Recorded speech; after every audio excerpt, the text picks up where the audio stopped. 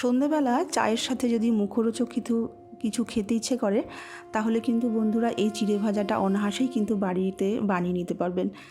বাড়িতে ছোট বড় সকলেই কিন্তু এই মুখরোচক চিড়ে ভাজাটা খেতে কিন্তু সকলেই ভীষণ ভালোবাসে।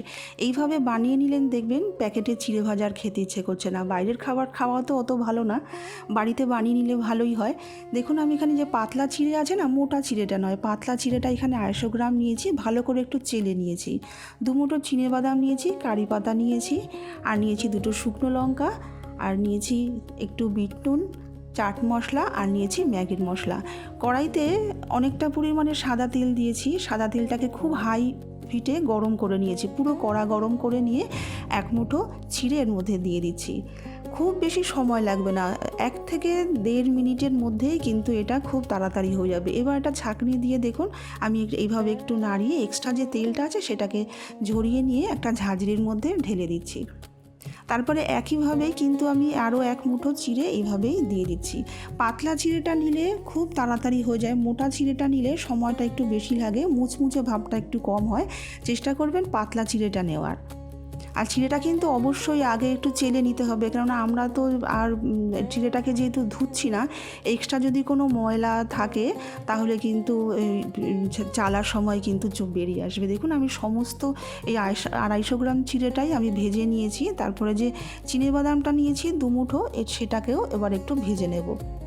এইভাবে যদি ছাঁকনির মধ্যে দিয়ে ভেজে নেওয়া হয় তাহলে কিন্তু দেখবেন তেলের মধ্যেও ভেজে নিতে পারেন, তাহলে কিন্তু তোলার সময় আবার অসুবিধা হয়। এইভাবে যদি একটু ছাঁকনির মধ্যে দিয়ে বাদামটা ভেজে নেওয়া হয় তাতে কিন্তু খুব সুবিধা হয়। দেখুন সমস্ত বাদামগুলোকে ভেজে নিয়ে আমি চিড়ের ওপরে দিয়ে দিলাম। এবার আবার 2টো শুকনো লঙ্কাও ভেজে নিচ্ছি। এবার যদি আপনারা বেশি ঝাল পছন্দ করেন এখানে 2টো শুকনো লঙ্কার বদলে 4টেও ব্যবহার করতে পারেন, যেহেতু বাড়িতে ব্যবহার করছি নিজের পছন্দ মতন তো করেই নিতে পারি। আর দিয়ে দিচ্ছি 1 মুঠো কারি পাতা।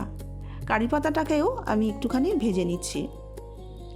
কারি পাতা যদি অপছন্দ হয় সেটা না দিলেও চলবে, যেহেতু বাড়িতে বানাচ্ছি আমাদের পছন্দ মতন আমরা বানিয়ে নিতে পারি। দেখুন কারি পাতাটাকেও ভেজে নিয়ে আমি এবার চিড়ের মধ্যে দিয়ে দিচ্ছি। দেখুন ভাজার মোটামুটি যা দেওয়ার এর মধ্যে সেটা কিন্তু কমপ্লিট হয়ে গেল। এবার গ্যাসটাকে অফ করে দিচ্ছি। এবার দিয়ে দিচ্ছি 1 চিমটে মতন বিট নুন, আর চাট মশলা দিচ্ছি সামান্য, আর দিচ্ছি ম্যাগির মশলা। এখানে কিন্তু আপনারা পছন্দ মতন পেরি পেরি মশলা বা আপনাদের পছন্দ মতন মশলাও কিন্তু এখানে ব্যবহার করতে পারেন। আর নুনের পরিমাণ কিন্তু খুব অল্প দেবেন, বেশি নুন কিন্তু দিলে নুন কাটা হয়ে যাবে, তখন কিন্তু আবার খেতে ভালো লাগবে না। এবার সমস্ত কিছু খুব ভালো করে মিশিয়ে নিতে হবে। মিশিয়ে নিলে চিড়ে ভাজা একদম তৈরি।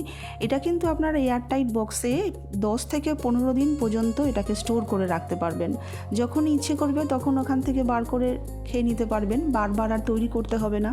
এতে গ্যাসেরও সাশ্রয় হবে, সময়েরও সাশ্রয় হবে, আর বাইরের প্যাকেটে চিড়ে ভাজাও আর খেতে আপনাদের মন চাইবে না যদি এই চিড়ে ভাজাটা একবার বাড়িতে বানিয়ে খান।